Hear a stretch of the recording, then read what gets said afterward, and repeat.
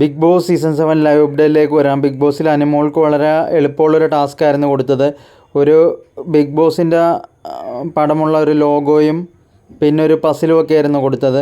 അത് കഴിഞ്ഞിട്ട് രണ്ടാമത്തെ ടാസ്ക് അനുമോൾക്ക് കൊടുത്തത് കുറച്ച് കാർഡ്സ് ആയിരുന്നു, നീല കളറിലെ കുറച്ച് കാർഡ്സ്.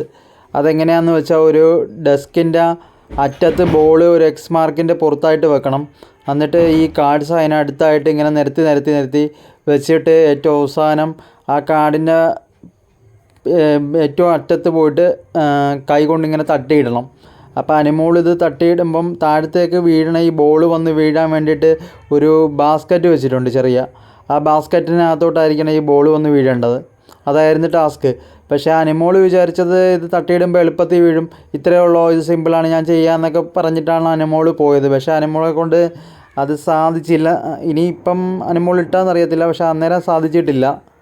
അനുമോൾ ഇത് ഇങ്ങനെ നിരത്തി വെച്ചിട്ട് ഇത് തട്ടി മറിക്കാൻ വേണ്ടി നോക്കുന്നുണ്ട്. എന്നിട്ട് ഇപ്പം അവിടെ പോയിട്ട് തിരിഞ്ഞ് നിന്നിട്ട് പ്രാർത്ഥിക്കുകയൊക്കെ ചെയ്യുന്നുണ്ട്. ഇപ്പോൾ ഇത് വീഴണേന്നൊക്കെ ആയിരിക്കും പുള്ളിക്കാർ പ്രാർത്ഥിക്കുന്നത്. എന്താണേലും തിരിഞ്ഞ് നിന്നിട്ട് തിരിച്ച് നോക്കുമ്പം ഇത് വീണിട്ടില്ല. ഇത് ബോള് കറക്റ്റ് ആ ബക്കറ്റിനുള്ളിൽ വീണാലേ ഈ ടാസ്ക് പൂർത്തിയാക്കാൻ സാധിക്കത്തുള്ളൂ. പക്ഷേ ബക്കറ്റിനകത്തേക്ക് ഈ ബോൾ എന്തായാലും വീണിട്ടില്ല, ബോൾ അവിടെ തന്നെ ഇരിപ്പുണ്ട്. ഇത് മറിഞ്ഞ് വീഴുവാണെങ്കിൽ ആണ് ബോൾ ബാസ്ക്കറ്റിനുള്ളിൽ പോകത്തുള്ളൂ. പക്ഷേ അങ്ങനെയൊന്നും സംഭവിച്ചിട്ടില്ല. അനുമോൾ വളരെ പ്രതീക്ഷയോടെയാണ് നിന്നത്. ഈ അനുമോളുടെ ഗെയിം കണ്ടിട്ട് ചിലപ്പോൾ ബിഗ് ബോസ് വരെ അവിടെ ഇരുന്ന് ചിരിച്ച് തലകുത്തി മറിയുന്നുണ്ടായിരിക്കും. അത്രയ്ക്ക് രസകരമായ ഒരു ഗെയിമാണ് അനുമോൾ ഇന്ന് കളിച്ചത്.